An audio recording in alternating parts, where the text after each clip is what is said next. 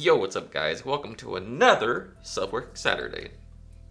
Today I'll be teaching you a really cool self-working trick called Thought Echo from Card College Volume 1. You know, I'm not sure why it's called Thought Echo. It's spelled T-H-O-T. Pretty sure it stands for tally-ho over there. Well, let's get into it. So here's what the effect is. So you have two volunteers and you put the deck on the table. And you have one of the people cut about a third of the deck over to here, and the other person cuts about half of these over to here. And now you tell them, and this is true, that you might know something about this pile here because it was the original top pile. And you might know something about this pile too because it was the original bottom pile. But this pile, you can't know anything about because it came directly from the center, right? So you have them just look at the top card, and they remember it, and they put it back in the middle anywhere, and then you ask them to shuffle it, so there's no way anybody can know where that card is. Alright, so next, you have them pick up, you have the other person pick up this pile here, and give it a good shuffle just to make sure that there's no sneaky things going on.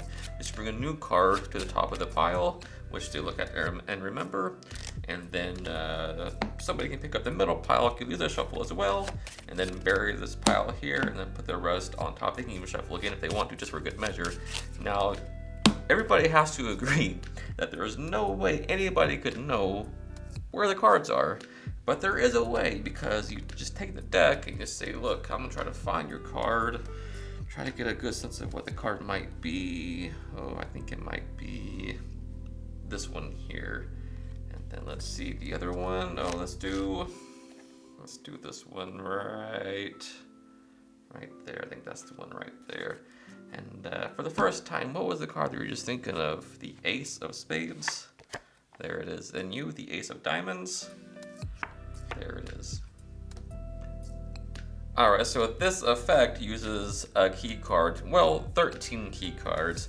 What you have here is a bank of all the spade cards from ace to king. The ace being the top card of the stack. Now what you want to do is put 11 cards on top of this ace pile here. So that's 1, 2, 3, 4, 5, 6, 7, 8, 9, 10, 11. It doesn't matter what these 11 cards are. They can be mixed. It doesn't matter. And then you put all this on top of the deck. So you have your 11 random cards. And then below those you have all your spade cards from ace to king. Now do be aware that this has to be a full deck of 52 cards. It can't have extra cards like jokers or duplicates. It has to be all 52 cards ready to go. So once you have this set up, you're ready to go.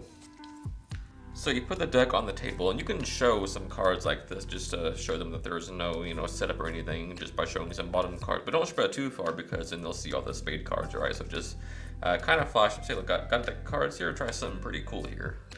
So turn the deck face down and ask one of the people to cut about a third of the deck over to here. All right, so they do that over here like that. Now what they're doing is they're cutting, you're asking them to cut about a third, so what they're doing is cutting into this spade bank, hopefully, all right, with your words and management, you get them to cut into the spades. And then you have the other person cut about half of these. So you start your pattern, and everything you're saying is actually true, alright? So this, you say, look, this is the original top half, and I could know something about this pile. And then you turn over here and say, this is the original bottom half, so I could know something about that pile too. So there was no way I could know anything about this pile because it came from the middle, which is, you're lying because, well, it has the one of the spades in it, which is the 9 of spades in this case. So you ask them to pick it up, and you say, look, there was no way I could know anything about this pile, right? So pick it up and look at the top card. So they do, they remember it's the 9 of spades.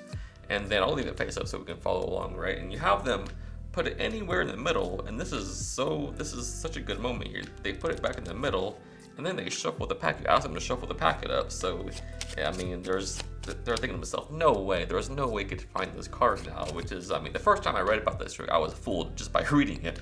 And then when I practiced it, I was even more fooled. So they pick up the pile, they look at the top card, put it back in the middle, and then shuffle the packet up. And you ask them to put it right back down where they came from.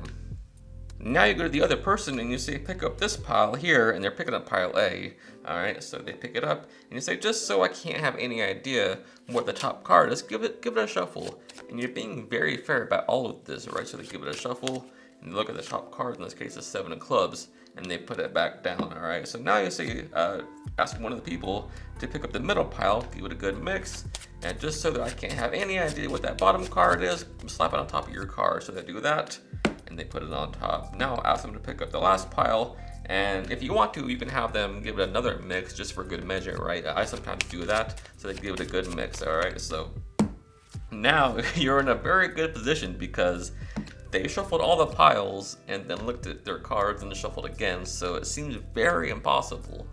So this is the part that's really cool, because even though they did all of that, they shuffled, they did everything, you didn't even touch the deck, you can still find the cards, and here's how. So this is what you do. You turn the deck towards yourself like this so you can see all the faces, and it's important that they don't see the faces, right? Only you look at the cards. So you keep them like this, vertical, so only you can see the faces. Now, what's going to happen is that in the middle of the deck, there's going to be lots of random cards, and then eventually you're going to hit a spade card, all right? So this is the upper third of the deck. So you look through these cards, and the first person's card is going to be the lowest spade card in this bank, all right? So there's going to be maybe, I don't know, 5 or 6 spade cards in the upper third of the deck, and the lowest of which will be their card every time. So you remember that we turned it face down, right? So we're looking through the deck. Of course, that's up here, but this is just for teaching purposes.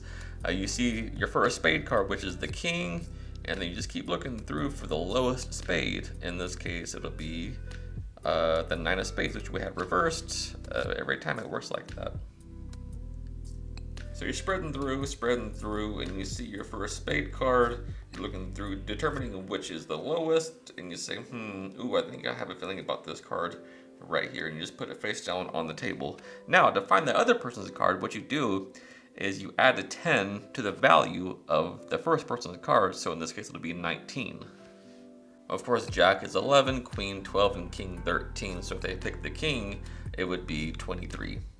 If it was a 4, it would be 14. You always add 10 to the first person's value of the card. So what you do is you count that number, your secret number, from the face of the deck, and that'll get you to the other person's card. So in this case, the 9, you count 19 cards. So that's 1, 2, 3, 4, 5, 6, 7, 8, 9, 10, 11, 12, 13, 14, 15, 16, 17, 18, 19, and there it is, the 7 of clubs. But don't do this, because not only is it obvious, it's also totally different than how you did the first one. So try to mimic how you did the first one, just spread in groups. So in this case 19, so just go like this, 3, 2, 2, 3, that gives us 10. So it's always 3, 2, 2, 3, that'll give you 10. So push over 3, 2, 2, 3, and it looks very casual. That's an Alex Emily idea, and it's a great one. So you just looks like you're just spreading 3, 2, 2, 3, and then 9, 3, 6, 9, right? 3, 6, 9, and you have your 7 of clubs there, and then you just put it down. And then at this point, you can give the deck maybe a shuffle if you want to, just to break that setup, right? So it doesn't look so obvious at the end if they want to check the deck out, right? So you say, what was your card? They say, 9 of spades, and then boom, 7 of clubs, and you have both cards, and that's a freaking miracle if I've ever seen one.